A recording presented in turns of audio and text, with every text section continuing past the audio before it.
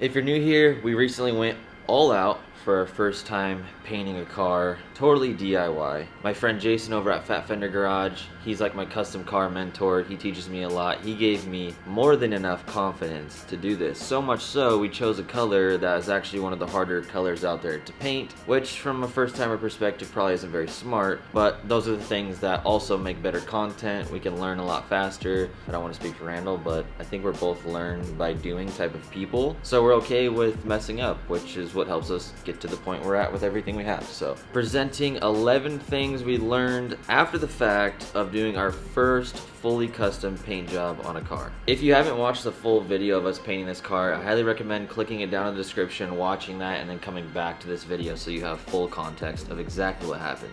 This list is organized from the least to most impactful things during this process, so it just gets worse as we go down, so hang on tight. First thing on the list when Randall and I sat back and thought about it is, yeah, we have this little deal with acetone in it and we sprayed it and cleaned it out. As you guys saw, worked okay, worked fine, but we were thinking about it that maybe these aerosol cans out there that are like paint gun cleaner.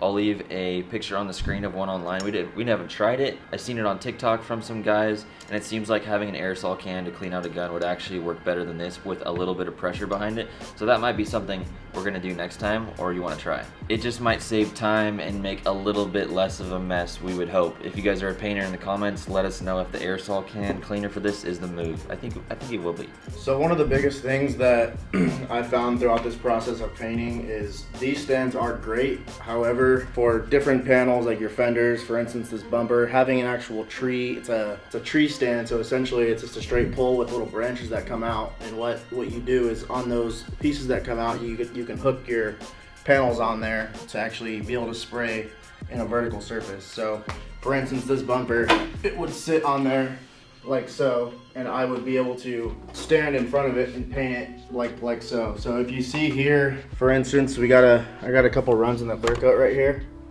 From a pro standpoint, I'm sure a pro can do it on this stand without getting runs, but for a first timer, having a tree stand to paint our panels would have been a lot easier for this process. But one of the big things we had in mind was price, because we spent quite a bit of money on the paint itself. So any way that we could make things a little bit cheaper, we would have went that route. So next time we go to paint a car, we're definitely gonna get a couple stands just to make our lives a lot easier and probably get better results.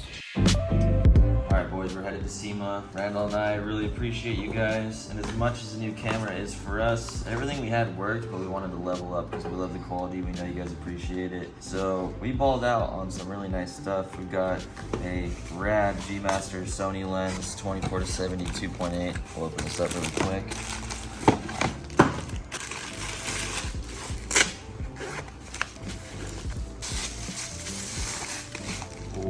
Whoa, this thing is fat. Feel this. Woo! That's a unit. Oh my, we have to carry this around now? Gotta get the lens hit on there. It's gonna be, oof. That's a big piece of glass right there. Put that on before we... Got a Sony A7C body. I really wanted to get a Sony A7S III, but it's literally impossible to get them right now, so this will suffice. But I really wanted to get a full frame camera. This is like the most beast full frame camera, but in a really small body. Oh, this thing is gorgeous. Got a big red record button here now. Got the screen that flips out so we can get better shots, so Randall can see what he's doing, I can see what I'm doing. We can shoot us on when we're traveling, whatever it may be. This thing is a unit. Got a battery here. I want to make sure to see you walking around with your necklace on. Oh, hold on. We're going to SEMA, baby. There you go. Alright, for the part we've been waiting for. That is a massive sensor compared to what we're used to, so that's where our quality is going to come from. Line that up with a huge piece of glass.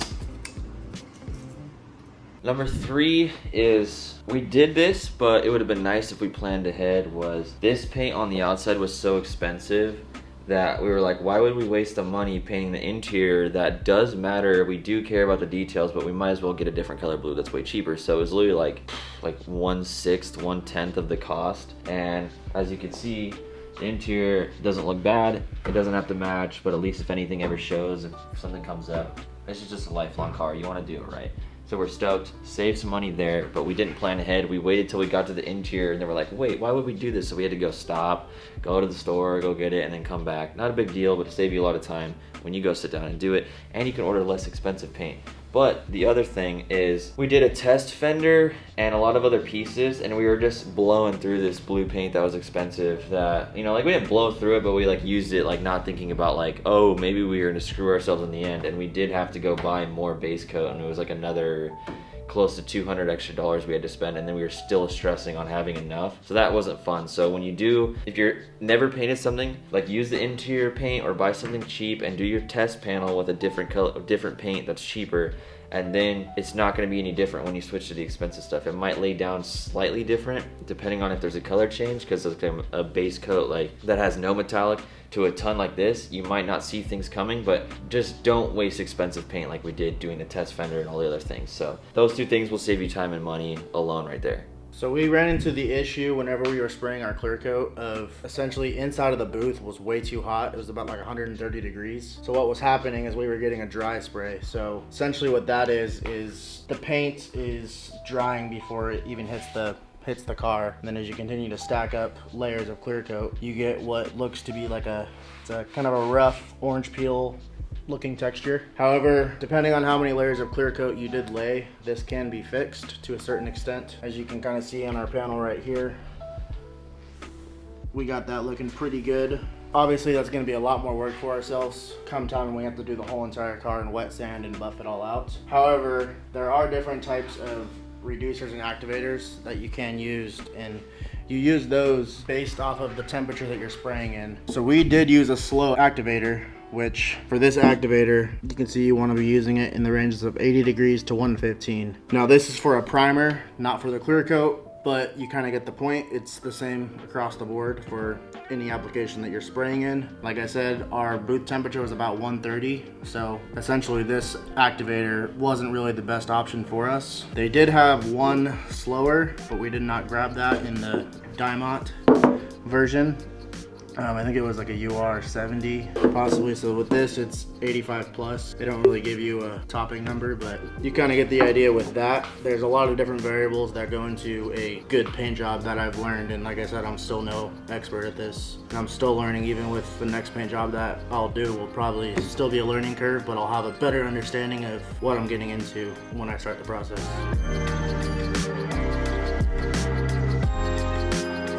Let's do a little Karma Speed plug.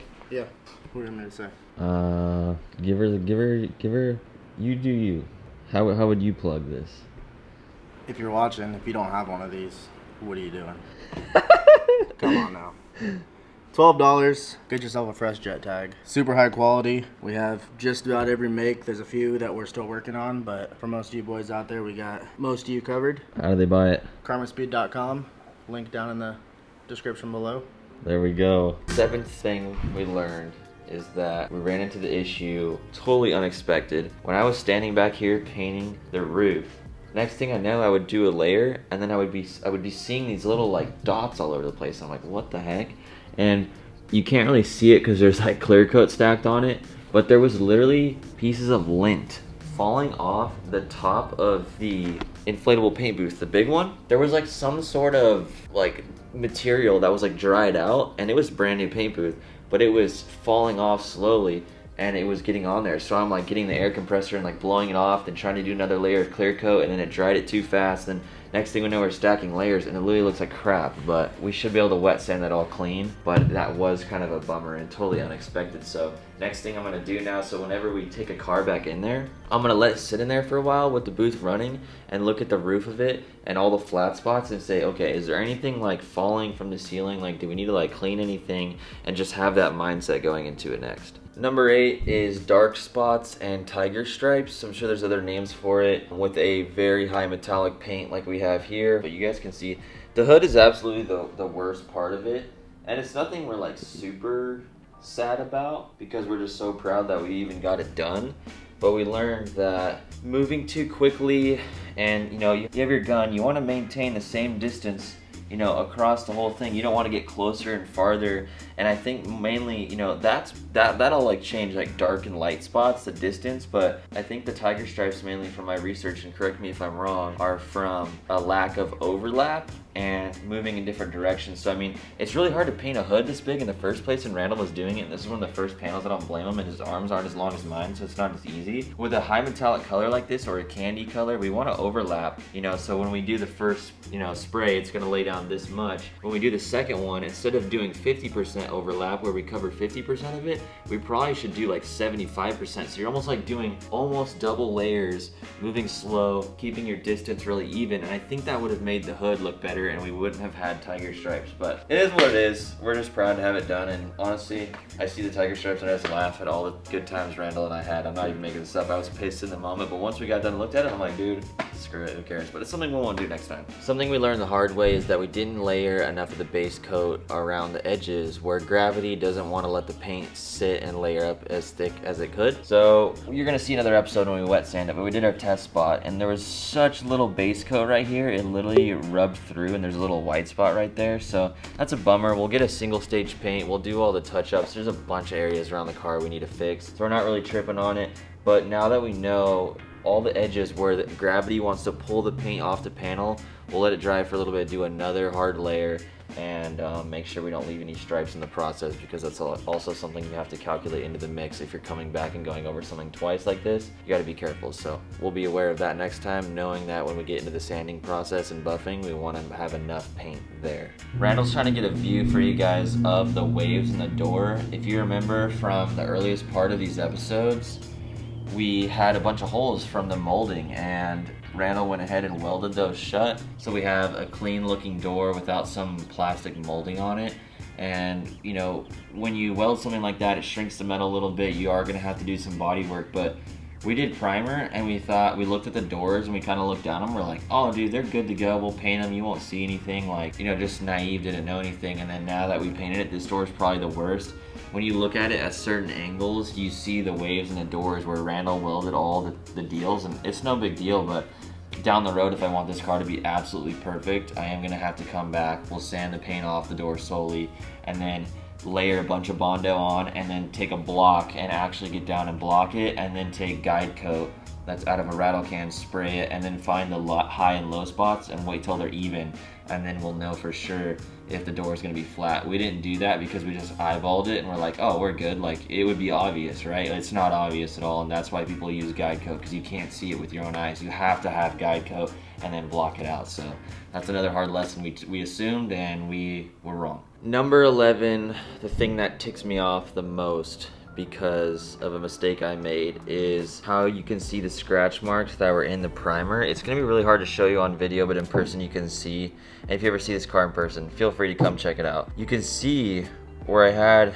some sort of sandpaper, and I was just sanding away. And so what happened is, the night before we were gonna paint, it's getting hot, we wanna make sure the temperature is right, and Randall went home and I was on a wicked amount of caffeine, and I was like, I wanna stay up all night, this is my baby.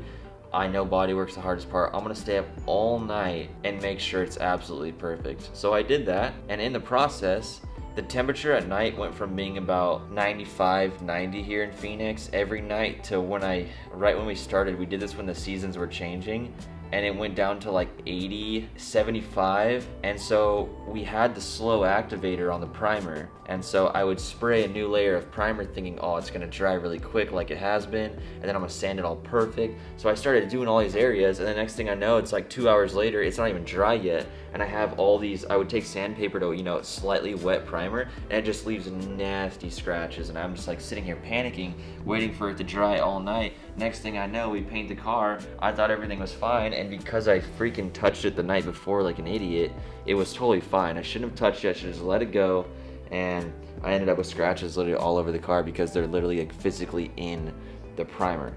Now it's gonna glass out when we wet sand it, but you're still gonna see it's below the base coat, so it's kind of a bummer. That's the most thing that hurts my feelings personally, and it was all my fault. So I will never do that again, and that's why I kind of want to have more activators on deck, like a medium and a slow or whatever. Those are 11 things that we learned the hard way. If it wasn't for you guys watching the channel, we wouldn't be able to take these risks and learn and share with you, so it's a group effort. We really appreciate you. The best way to support the channel is Karma Speed. I'm gonna let Randall take over and share a little bit about it for you. Thanks so much for being here. We'll see you guys in the next episode. If you want to see anything more specific, please leave in the comments. We'll be watching. See you soon.